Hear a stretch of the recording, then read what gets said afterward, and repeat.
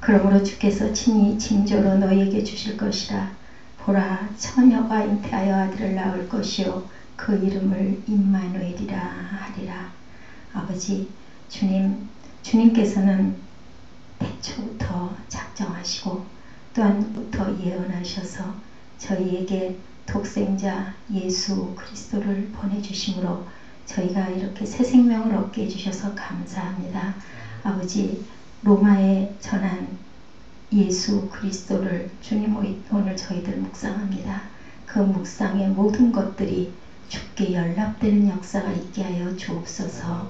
아버지, 영이 새롭게 소생되게 하여 주옵시고 주님, 저희들 주님을 따라가는 주님의 참 귀한 제자들 되게 하여 주옵시고 참 아들이 되게 하여 주옵시고 빛의 자녀들 되게 하여 주시옵소서. 주께서 주장하여 주시고 성령께서 말씀하여 주시옵소서.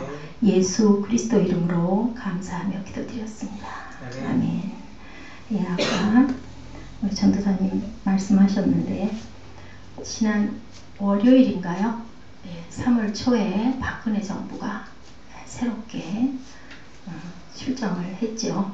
그런데 많은 그 매스컴들에서 그런 이야기들을 하더라고요. 다른 역대 대통령과 조금 구별된 부분의 특성이 있다면은 문화를 상당히 강조했다라고 이렇게 이야기가 나와 있는 것을 제가 봤습니다. 취임사에서 무려 19번이나 문화에 대한 단어가 대두가 됐다라고 얘기합니다. 이 시대는 이제는 문화나 문명이 사회를 만들고 역사를 만들어가는 그러한 시대가 열려서 우리가 또한 그 안에서 살아가는 줄로 믿습니다. 인류 역사상 가장 영향력이 있었던 그 문명, 문화 하면은 어느 나라를 생각할 수 있을까요, 여러분들? 어느 문명을 얘기할 수 있을까요? 바로 오늘 제목인 로마 문명인 줄로 믿습니다. 많은 얘기들이 많이 있어요. 그죠? 뭐 세계는 다 로마로 통한다라는 우리 옛날에 많이 하던 얘기가 있죠. 그리고 또한 이 로마 문명으로 인하여서 현대 문명의 모든 것들이 일어났다. 그리고 로마가 마음만 먹으면 불가능한 것은 없다라는 그런 이야기도 있습니다. 시오노 나나미라는 작가가 쓴 로마인 이야기에 보면은요, 로마 문명에 대한 관심이 아직도 끊임없이 이어지고 있다라고 얘기합니다. 지금도 베스트셀러가 되어서 로마 문명에 대한 것들을 연구를 많이 하고 있고, 지금 우리가 21세기에 살고 있죠. 2013년인데 그 시절 2000년이더라고요. 동서 로마가 다 망한 그 시기를 봤더니 로마 건국이 BC 753년, 비포 크라이스트죠. 753년에서 오신 뒤 멸망한 것이 AD 476년까지, 그리고 동로마가 멸망한 1543년까지를 계산을 하면 2000년 동안 로마 문명은 존속하면서 모든 것들의 기초를 놓고 인류 역사를 이끌고 왔다라고 이렇게 표현이 되어 있습니다. 로마는 정복하는 정복지마다 도로를 만들고, 우리나라도 새마을 운동이 일어났을 때 제일 먼저 한 게 뭐였어요? 길을 닦았죠? 새벽종이 울렸네로 시작이 돼서 기억이 나는 게 길 닦는 거, 고속도로들이 그때 건설이 됐습니다. 이런 것처럼 로마 문명도 새로운 도로를 정복하는 곳마다 만들었고, 다리를 만들었고, 수로시설을 만들었으며, 공공 목욕탕이 지금 사우나탕은 비교할 수 없을 만큼의 그러한 아주 좋은 시설로 만들었다. 지금도 그 잔해들이 많이 남아 있습니다. 또한 원형극장 2만 명 정도를 수용할 만한, 우리들 그 이야기 옛날 그 영화를 보면은 그 둥그런 원형극장, 원형 또 경기장 많이 나와 있죠. 이렇게 대단한 2만 명 이상을 수용할 수 있는 대형 경기장 그리고 극장들을 만들었다라고 얘기합니다. 지금도 저희들 순례 그 성지를 가면 그것들을 찾아가서 저희들이 볼 수가 있습니다. 이렇게 현대 문명의 뼈대를 만들었습니다. 우리가 사용하는 법과 정치제도, 문학과 예술, 철학과 종교, 건축과 공학, 군사와 과학 이런 로마 문명을 모든 것들이 떠나서는 생각할 수 없는 그런 기틀을 만들었습니다. 로마는 하루아침에 이루어진 것이 아니다. 그죠? 그리고 모든 길은 아까 말씀드린 대로 로마로 통한다. 이런 이야기들을 많이 합니다. 그리고 한번 마음만 먹으면 불가능한 것이 없는 로마다라고 얘기를 하죠. 대영 제국이 한창 꽃피었을 때 어떻게 했어요? 해가 지지 않는 나라다라고 얘기한 것처럼 이렇게 융성하고 강성했던 그러한 그 로마입니다. 그런데 피압박 민족 식민지 출신의 한 유대인이 있었어요. 그 유대인은 이 로마가 다 이룰 수 있는데 할 수 없는 거 한 가지를 발견하고 어떻게든지 해서 세계의 수도와 마찬가지인 이 로마로 내가 꼭 가야 되겠다. 이렇게 아주 소원을 했던 그러한 한 사람이 있었습니다. 한 유대인이 있었습니다. 한 가지 할 수 없는 거 뭐였을까요? 바로 굿 뉴스입니다. 사람을 어떤 로마의 대단한 그 문명과 문물도 2000년 동안 끊이지 않고 우리 역사를 바꾸며 역사의 앞장을 서서 주도를 하고 왔던 그 로마의 그 문명과 그 화려함도 결코 건널 수 없는 것, 사람을 구원할 수도 없고 죽음의 문제에서는 해결할 수도 없다라고 그렇게 마음으로 부르짖고 내가 가서 이 사람들을 듣게 해주고 그리고 구원의 길로 인도해야 되겠다라는 불타는 소망을 가졌던 그 사람 바로 누굽니까? 사도 바울이었습니다. 인간구원의 유일한 해답 복음조차 제공할 수 없었던 해답을 가지고 그 당시 세계의 수도와 같았던 로마로 바울은 갑니다. 로마서 1장 10절에서 11절 말씀 저희들 함께 보시도록 하겠습니다. 어떠하든지 이제 하나님의 뜻 안에서 너희에게로 나아갈 좋은 길 얻기를 구하노라. 1장 11절에는 내가 너희 보기를 심히 원하는 것은 무슨 신령한 은사를 너희에게 나눠주어 너희를 견고케 하려 함이니 모든 것이 가능하고 풍족했던 로마. 그러나 로마에 필요한 것은 복음이었다라고 바울은 이렇게 확신합니다. 로마에 가기 전에 로마에 있었던 한 줌의 그리스도인들이 그 자리를 열기 시작을 했죠. 사도행전 2장에 누구였을까요? 오순절에 부흥 운동을 일으켰었던 그러한 은혜받은 구별된 그리고 성령 체험을 한 새로운 생명을 받은 그러한 사람들 몇몇이 그 로마에서 기다리고 있었습니다. 그랬을 때 바울이 가죠. 바울이 쫓아가서 복음의 핵심의 메시지를 선포합니다. 말씀이 하나도 안 열리고 있네요. 준비 안 하셨나요?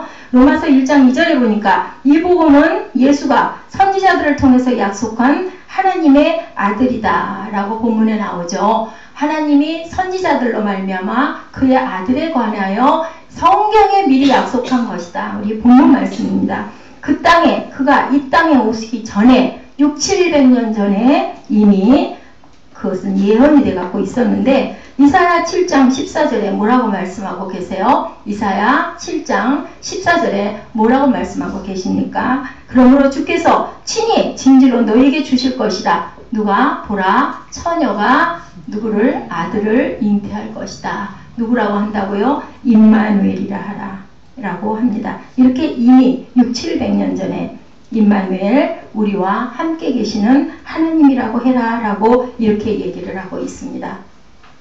그리고 또한 미가서에 보니까 증명하고 있습니다. 그의 탄생의 출신지에 예언이 나와 있죠. 미가서 5장 2절 말씀입니다. 그러므로 주께서 친히 징조로 너에게 주실 것이라. 보라 처녀가 잉태하여 아들을 낳을 것이요 그 이름을 임마누엘이라고 할 것이다. 누가 잉태를 한다고요? 처녀가 잉태하여 아들을 낳을 것이다 라고 이야기를 하고 있습니다. 미가서 5장 2절에는 어디에서 난다고 그랬어요? 에브라다야 너는 유다 족속 중에 작을지라도 이스라엘을 다스릴 자가 내게서 나올 것이다. 그 근본은 태초에니라 라고 미가서 5장 2절에 말씀하고 있습니다. 영원부터 태초부터 계신 그 분께서 그의 생애의 절정에서 몇 양의 은 30양에 팔릴 것도 스가랴 11장 12절에 예언되어 갖고 있습니다. 뭐라고 얘기합니까? 내가 그들에게 이르되 너희가 좋게 여기거든 내 고가를 내게 주고 그렇지 아니하거든 말라. 그들이 곧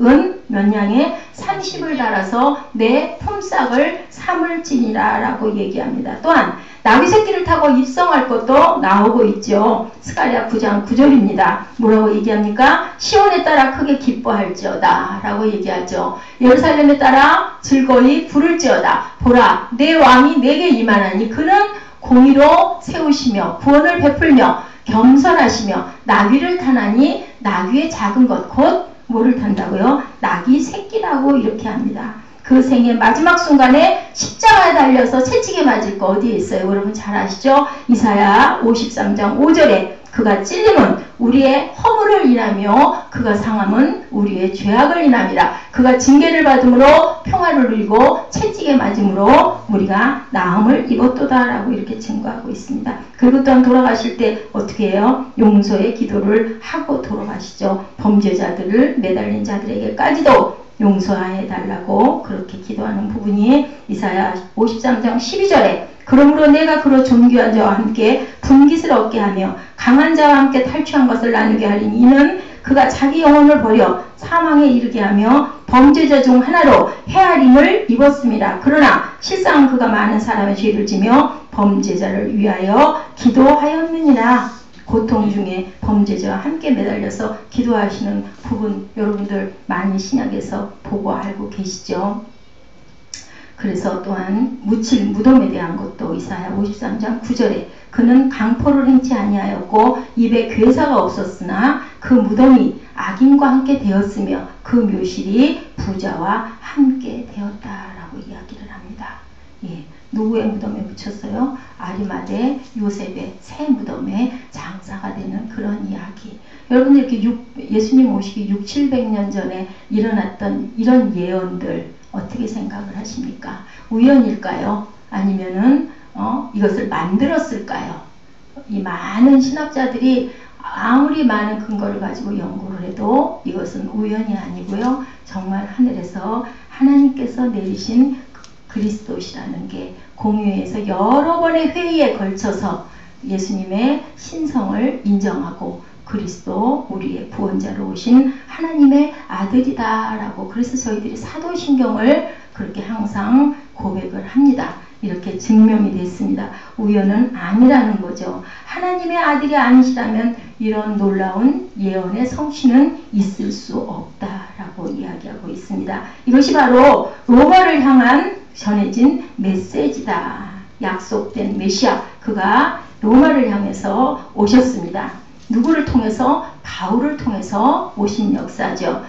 예수와 참신과 참사랑으로 이 땅에 또 오셨다고 얘기합니다. 본문 3절에 뭐라고 얘기합니까? 이 아들로 말하면 육신으로는 누구의 혈통? 다윗의 혈통에서 나셨고 그 아들에 관하여 말하면 아기의 몸으로 오셨어요. 인간의 모든 성품과 참된 신성을 가지신 하나님의 영이다 라고 얘기를 하죠. 하나님의 영이다 라고 얘기합니다. 1장 4절에 성결의 영 오신 그리스도다. 성결의 영으로는 죽음 가운데서 부활하여 능력으로 하나님의 아들로 인정되셨으니 곧 우리 주 예수 그리스도니라. 이 땅에 태어나는 모든 사람들이 결코 극복하지 못할 죽음을 이기시기 위하여 오신 분이 누구시라고요? 예수 그리스도시다.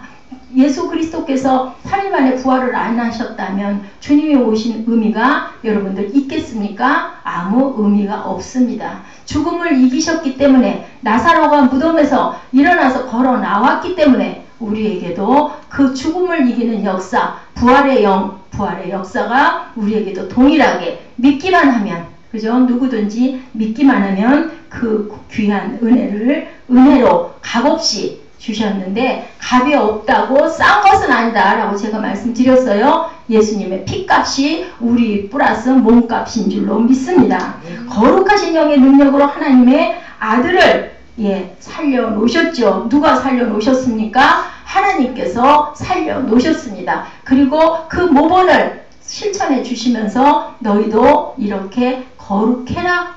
그러면 너희도 이렇게 내가 구원해 줄 것이다. 참 생명을 내가 너에게 줬다라고 얘기하고 있습니다. 이렇게 인간의 인성과 신성을 입고 오신 주님, 그 주님이시기 때문에 우리들 그 사람 복음서라고 했죠. 누가복음서가 특히 인자가 하고 말씀하고 계십니다. 그런 것처럼 신성, 하나님의 아들 맞잖아요. 그런데도 사람의 몸을 입고 오셨잖아요. 그렇기 때문에 하나님의 성품도 아시고 또한 인간의 마음도 헤아리실 수 있는 주님이신 줄로 믿습니다. 참으로 하나님이시고 참으로 사람이시기에 하나님과 인간 사이에 진정한 중보자, 오직 한 분밖에 계시지 않는 중보자 예수 그리스도입니다. 왜 국유수라고요? 참으로 하나님이기 때문에 하나님의 사정, 하나님의 입장, 우리 누군가하고 다투거나 하면은 가운데 중재자가 어떻게 해요? 아유, 이 사람은 이래서 이런 이유가 있었고 이래서 이런 거고 또 당신은 또 당신 입장으로 보니 이러하겠네요. 그러니 우리 이 부분은 우리 이렇게 이해를 하고 가십시다. 중 가운데서 싸움 났을 때 말리는 사람들이 그러죠. 양쪽 입장을 잘 들어서 얘기하죠. 이런 것처럼 주님께서는 하나님의 성품과 하나님의 마음을 너무도 잘 아시는 하나님이시고 또한 사람의 땅에 오셔서 30년 동안 33년 동안 계시다 가시면서 세상에 많은 사람들과 함께 섞여 있으면서 한 사람의 세상을 아시는 거죠. 겪으신 거죠. 그리고 또한 그 인성을 입고 오셨기 때문에 우리의 마음도 너무 잘 아시기 때문에 우리를 중보하시고 중재하실 수 있고 지금도 똑같이 중보하고 계시는 주님이신 줄로 믿습니다. 그 시절에는 어땠느냐면요. 바울이 이 편지를 쓸 즈음에는 많은 신들이 있었어요. 로마에 특히. 그리고 뭐라고 그랬다고요? 로마의 황제를 길 지나가다 사람을 만나면 어떻게 인사를 했다고요? 우리의 주인은 가이사이십니다. 이렇게 우리의 주님은 가이사이십니다. 로우드라는 표현을 참 많이 했어요. 영어 성경에 보면은요. 그냥 우리 주인 할 때도 로우드라는 표현을 많이 했는데 길 지나다가 만났을 때 아닙니다. 나의 주님은 오직 예수 그리스도십니다 하면 어떻게 돼요? 그러면은 처형을 받았습니다. 한번 여러분들 곰곰이 생각해 보세요. 우리가 예수를 믿죠. 저도 예수를 믿고 목사님에도 불구하고 그 시절에 내가 있어서 만약에 나의 주인은 가이사입니다가 아니라 예수 그리스도입니다 라고 입술로 한마디만 했다가는 우리가 십자가 처형을 받거나 아니면은 사자밥이 되거나 이렇게 죽는다 라고 한다면 입술로 고백하시기가 쉬우시겠습니까? 예, 물음표가 생겨요. 정말 거기서 정말 구별된 사람들이 아닙니다. 나의 주인은 가이사 황제가 아니고요. 예수 그리스도이십니다. 한마디를 해서 원형경기장에 끌려가 사자의 밥이 되었던 순교의 사람들이 많이 있었는데 과연 이 시대에 저희 앞에 그런 일이 벌어진다면 우리는 과연 어떨 것인가? 말씀을 선포하고 있는 저 역시도 그 부분을 그랬을 때 당연히 그래야죠 라고 아주 편하게 쉽게 대답하기는 어려울 것 같습니다. 그 상황이 딱 닥치면요. 어떻게든지 좀 피하려고 옛날에 일제치하의 신사참배 때 어떻게 했어요? 그래서 절해야 되는데 안 해가지고 순교하신 분들이 많았어요. 근데 많은 목사님들도 그냥 형식이니까 의식이니까 그렇다고 해야지 어쩌겠어. 하나님은 우리 마음을 아시고 이제 일단은 살아남아야 하나님 일도 열심히 충성할 수 있지 않을까? 이런 생각을 가지고 그냥 마지못해 형식이니까 우리 그냥 제사할 때 그냥 절하는 거 뭐 정말 조상을 생각을 해서 정말 내 돌아가신 부모님이나 내 할아버지 할머니를 사랑하고 생각해서 손주들이 와가지고 절하나요? 하래니까 그냥 하는 거지. 이런 식의 마음으로 아마 그런 분들도 많았지 않았을까. 그런데도 꿋꿋하게 아닙니다 해가지고 처형을 받으신 그런 많은 그 순교의 피들이 많습니다. 그러므로 인하여 우리는 교회가 쓰고 우리가 이렇게 예수를 믿고 그분들을 바라보고 배우면서 우리도 그 길을 따라가야 되겠다라는 그런 각오와 다짐을 하는 오늘이 있는 줄로 믿습니다. 그렇게 하면서 그들은 고백을 그래도 포기할 수 없었기 때문에 인생을 목숨을 어디에다 걸었어요? 그 고백에다 걸었습니다. 예, 예수 그리스도는 누구시라고요? 하나님이십니다. 아멘. 하나님과 사람 사이의 유일한 중보자이시고 그분만이 구세주이시고 그분만이 나의 구세주이신 줄로 믿습니다. 또한 로마에 전해진 복음, 이 복음은 예수 믿는 자들을 구원한 하나님의 뭐라고 그러셨어요? 하나님의 능력이다 라고 이야기하고 있습니다. 하나님의 능력이다 라고 얘기하고 있습니다. 세상과 바꿀 수 없는 것 뭐라고요? 바로 복음입니다. 본문 15절 16절에 뭐라고 얘기합니까? 우리 한번 합독해 보실까요? 그러므로 나는 할 수 있는 대로 로마에 있는 너희에게도 복음 전하기를 원한다. 그래서 그는 그 복음을 들고 로마로 가기로 결심했다고 그랬죠. 16절에 보니까 내가 복음을 부끄러워하지 아니하노니 이 복음은 모든 믿는 자에게 구원을 주시는 하나님의 능력이 된다. 첫째는 누구에게? 유대인에게, 또한 헬라인에게라고 얘기합니다. 능력이라는 히라보 두나미스, 영어로 mighty power, 놀라운 능력이라는 뜻이죠. 이것은 전에도 제가 한번 이거 말씀드렸죠. 어디에서 유래가 됐다고요? 어느 단어에서 다이너마이트라는 단어에서 나왔다라고 얘기해요. 그럴 것 같아요. 놀라운 능력, 그죠? 무서운 능력, 힘 있는 능력. 그렇습니다. mighty power, power, 놀라운 능력이다 라고 얘기하고 있습니다. mighty power라는 단어를 가장 좋아하던 민족이 누구라고요? 바로 로마인들이었습니다. 로마는 당시에 이 mighty power, 위대한 민족이라는 그것을 긍지로 여기고 그렇게 아주 살았죠. 힘있게 살았죠. 전 세계에 길을 놓고 있는 과학을 자랑하고 세네카를 유시한 많은 철학자들을 배출한 마이티 파워, 위대한 힘을 자랑했던 그러한 민족이었지만 인간의 생명은 어쩌지를 못했고 구원을 어느 하나도 할 수 없었던 그 민족이었다라고 얘기하죠. 복음의 빚진 자인 바울은 나는 누구라고요? 항상 복음을 부끄러워하지 않는다. 나는 복음의 빚진 자다라고 늘 고백을 합니다. 복음에 가지는 능력은 과연 어떤 모습을 가지는 것일까요? 로마서 1장 17절에 복음에는 하나님의 의가 나타나 믿음에서 믿음에 이르게 하나니 기록된 바 오직 의인은 무엇으로 살아요? 믿음으로 살리라 함과 같으니라. 우리는 의가 없고 불의하고 죄 속에 있던 사람들인데 나를 누가 변화시켰어요?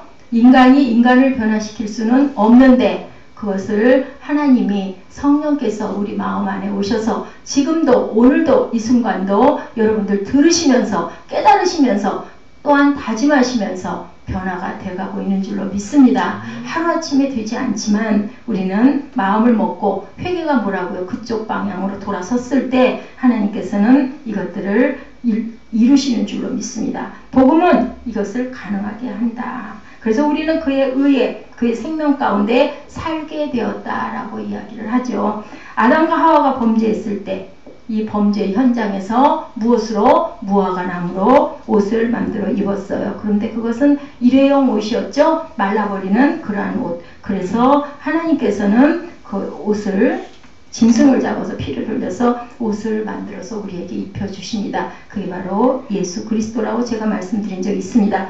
마틴 로이드 존스는 이 이야기는 인류의 자랑스러운 문화는 무화과 잎에 불과하다라고 이렇게 얘기를 했어요. 무화과 잎에 불과하다. 뭐가? 문화가. 인간의 그 기가 막힌 자랑스러운 문명이 수천 년을 내려오고 정말로 아름답다라고 찬미에 찬미를 쏟아붓는 이러한 문화도 사실은 한낱 시들어버리는 무화과 잎과 같다. 문화가 아무리 위대해도 문화는 인간의 수치의 문제를 해결할 수는 절대로 없다라고 얘기하고 있죠. 인간의 수치의 문제를, 죄책의 문제를 해결할 수 있는 것은 오직 피 흘림, 죄속함, 예수 그리스도이신 줄로 믿습니다.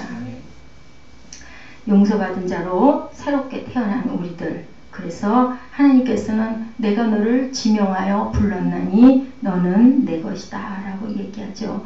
떠있는 영화가 한 편 있어요. 이 영화를 조금 볼 수 있었으면 봤으면 좋겠더라고요. 관객을 수천만의 관객을 돌파했다고 얘기하는데 제가 잠깐 어저께 봤어요. 그 저건 나와 있더라고요. 예고편은 7번 방의 선물 혹시 여러분들 보셨나요? 대부분의 사람들 4분의 1 정도가 거기 그 평을 봤더니 이 영화를 봤다. 4사람 중에 한 사람은 봤다. 근데 저는 4사람 중에 한 사람에 속하지는 못했고 그것이 눈에 띄어서 봤습니다. 영화 속 주인공 아빠가 그 딸이 6살인데요. 주인공 딸 6살인데 아빠의 지능이 굉장히 낮은 그러한 그 바보 용부, 눈에 넣어도 아프지 않을 사랑하는 예승이라는 딸을 살리기 위해서 살인자라는 누명을 뒤집어 쓰고 사형대로 가는 아빠는 뭐라고 얘기하냐면 딸에게 이 부분이 아주 눈물이 많이 나는 부분인 것 같아요. 아빠 딸로 태어나줘서 고맙습니다. 아빠 딸로 태어나줘서 고맙습니다. 예수님이 우리를 향해서 그렇게 외치지 않으실까요? 내 딸로 태어나줘서 고맙다. 내 아들로 새롭게 태어나줘서 고맙다. 라고 말씀하고 계십니다. 그가 우리를 위해 십자가에 피 흘리고 생명을 버려주시면 우리를 향해서 외치는 말씀이 바로 내 딸이 되어주고 고맙다. 내가 너를 사랑한다. 예, 베드로가 그렇게 여러 번 부인을 했지만 그래도 오셔서 베드로를 찾으시고 조반을 지어놓으시고 밥을 먹이시고 내가 나를 사랑하느냐, 내가 나를 사랑하느냐 3번씩 불렀죠. 이 바보 아빠 용부가 자기가 사랑하는 딸 예승이를 그렇게 형장에 끌려가는 지경이 되어서까지도 내 딸로 태어나줘서 고맙다. 나는 네가 내 생명이다. 아주 그 영화가 코믹하게 돌아가면서도 그 안에 깊은 영적인 메시지를 지니고 있는 그러한 영화입니다. 한번 더 여러분들 시간 되실 때 한번 보시기 바랍니다. 21세기에 사는 우리들, 복음 때문에, 문화 때문에 새로운 인생이 된 게 아니고요. 복음 때문에, 주님의 귀한 생명의 메시지 때문에, 굿 뉴스 때문에 우리는 새롭게 태어난 줄로 믿습니다. 잊지 마시기 바랍니다. 내 딸이 되줘서 고맙다. 내 아들이 되줘서 고맙다. 그리고 내가 너를 사랑한다. 너희가 나를 천만 번을 나를 거부하고 나를 부정하고 나를 부인하고 네가 죄 속에서 허덕이고 있을지라도 지금 이 순간 아버지시군요. 메시아 예수 그리스도가 맞네요. 나를 위해서 오셨군요. 이렇게 많은 구약에 증명되어 있는 이 복음의 말씀들을 제가 눈으로 보니 맞습니다. 주님은 우리를 위하여 하나님은 주님을 보내주시고 주님이 지금도 우리를 찾으시고 네가 나를 믿기만 하면 내가 너에게 정리되지 못한 부분, 구속의 부분, 또한 우리의 사망의 부분, 그 모든 것을 너희를 해방시켜 주겠다라고 주님은 지금도 저와 여러분에게 이야기하고 있습니다. 문화가 인생을 살리는 게 아니고요. 복음이 우리를 살리는 줄로 믿습니다. 여러분들 봄이 왔지만 봄이 온 거 실감이 나시던가요? 잘 모를 때 있어요. 근데 저는 어저께 정말 봄이 아니라 초여름 같다라는 생각을 차 안에서 굉장히 더웠어요. 가슴이 시리고 춥고 봄이 와서 온도는 엄청 높지만 그런 분들도 여러분 계실 거예요. 제가 어저께 느닷없이 새벽 묵상에서 이 아가서 2장 10절에서 13절까지의 말씀이 어떻게 그렇게 새벽에 정말로 어제 새벽 그 예배 준비하는 것처럼 힘들었던 적이 없었어요. 많은 말씀들 있죠. 뭐 안 되면 그죠? 많은 훌륭한 분들이 해놓은 그 짧은 묵상들 엄청 많습니다. 그거 가지고 와서 같이 나누면 돼요. 말씀 같이 읽고 새벽 예배인데요. 근데 왜 그렇게 모두가 다 아니었었어요. 아니어서 새벽 4시가 넘도록 아주 그렇게 힘이 들었습니다. 그랬는데 이 아가서 2장 10절 말씀과 거기서부터 13절 말씀이 가슴에 확 꽂히면서 혼자 너무너무 기뻤습니다. 나의 사랑하는 자가 내게 말하여 이르기를 나의 사랑 나의 어여쁜 자야 일어나서 함께 가자. 주님이 우리를 부르셔요. 겨울도 지나고 비도 그쳤고 지면에는 꽃이 피고 새에 노래할 때가 이르렀는데 방구의 소리가 우리 땅에 들리는구나. 무화과 나무는 푸른 열매가 익었고 무화과가 열매가 익어야 무화과 나무라고 그랬죠. 아니면 불태워버린다고 그랬어요. 포도나무는 꽃이 피어 향기를 토하는구나. 나의 사랑 나의 어여쁜 자야, 이제 때가 됐으니까 일어나서 나와 함께 가자라고 이렇게 말씀하고 계시는 주님의 음성을 저와 여러분이 함께 들으시는 그러한 복을 받으시기 바랍니다. 바로 그리스도가 우리의 소망이시죠. 그리스도가 나의 구원자이시고 십자가에 못 박혀 모든 것을 버려주심으로 인하여 그 십자가 안에 우리의 피를, 우리의 죄를 모두 다 사해 주시고 깨끗이 우슬초처럼 씻어서 우리 죄를 깨끗하게 씻어주신 줄로 믿습니다. 매일매일 짓는 죄, 순간순간 우리 마음에 들어오는 악의 세력들, 그리고 의욕과 우리를 절망시키게 하는 많은 그런 불신의 영들, 그 모든 영들을 어디다 못을 박을까요? 십자가에다 못을 박고, 그리고 우리는 또다시 일어나서 새롭게 찬양하고 주님 앞에 나아가는 저와 여러분 되셔야 할 줄 믿습니다. 주는 나의 목자고 그리고 나는 양이라. 신랑 신부라고 말씀하시죠. 주님은 나의 목자십니다. 그리고 나는 주님의 양입니다. 그리고 신랑과 신부의 관계를 얘기하고 있습니다. 천국으로 인도하기 위해 천군 천사의 나팔 소리와 함께 오신다고 했는데요. 시험 유혹이 오더라도 잠긴 동산, 덮은 우물, 봉한 샘물이 되게 하여 주시옵소서. 그렇게 기도하시기 바랍니다. 함께 가자고 지금도 부르시죠. 그리고 기다림의 수고와 인내가 필요한데 나로 내 얼굴 보게 하렴. 그렇게 얘기해요. 기다림의 인내가 필요하다고. 그리고 너희는 모이기를 힘써라. 주님을 기쁘게 해라. 마지막 때는 어떻게 된다고요? 모이기를 패하는 역사가 많이 있는데, 그러니 내게 얼굴을 보여달라라고 아가서에서 계속 얘기합니다. 나를 사랑하사 자기 몸을 버리신 주님을 죽도록 사랑하시고, 그리고 연모하시고 연애하시고, 그리고 주님을 품는 그 마음 안에 모든 것을 하나님으로, 주님의 사랑으로 품는 저와 여러분 되시기를 주님의 이름으로 축복합니다. 예, 내 마음의 작은 뜨락으로 지금도 다가오고 계시는 발자국 소리를 가만히 깊이 묵상하면서 들어봤을 때 하나님께서는, 주님께서는 얘야 나와 함께 일어나서 함께 가자. 이제는 겨울이 아니고 봄이 왔구나. 나랑 같이 나 따라가지 않을래? 그럴 때 내가 가지고 있는 모든 것들, 명예가 많으십니까? 돈이 많으십니까? 그리고 또한 지니고 있는 게 너무 많으셔서 무거우십니까? 그게 필요가 있겠습니까? 아무 소용이 없는 줄로 믿습니다. 그저 그대로 있는 모습 그대로 주님을 따라서 손잡고 나서시는 저와 여러분 되셔야 합니다. 귀를 기울이고 계시고요. 눈을 열고 계십시오. 그래서 하나님의 음성을 듣는 저와 여러분 되시기를 주님의 이름으로 축복합니다. 기도하시겠습니다. 나의 사랑하는 자야, 나의 어여쁜 자야, 나와 함께 가자. 이제는 겨울이 아니고 봄이 왔다 라고 주님이 지금도 이야기하고 계십니다. 나에게 너의 얼굴을 보여달라고 주님이 청하고 계십니다.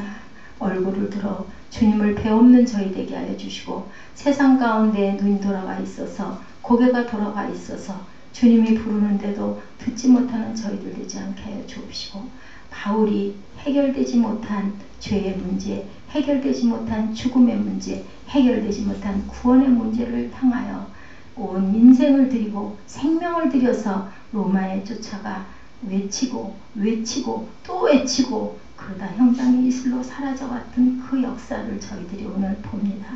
아버지, 주님 증인된 삶을 내 이웃, 내 사랑하는 그러한 가까운 이웃에게 전하고, 그리고 또 전하고, 그것이 또 메아리가 되고 땅끝까지 우리가 주님의 증인이 됐을 때 주님께서는 우리에게 약속하셨습니다. 내가 항상 너와 함께 하겠다라고 약속하셨습니다. 아버지, 그런 복을 받는 저희들, 주님 택정하여서 택하여서 우리를 자녀 삼아주신 주님의 은혜를 깊이 생각하는 귀한 주일 되게 하여 주시옵소서. 감사드리옵고 예수 그리스도 이름으로 감사하며 기도드렸습니다. 아멘.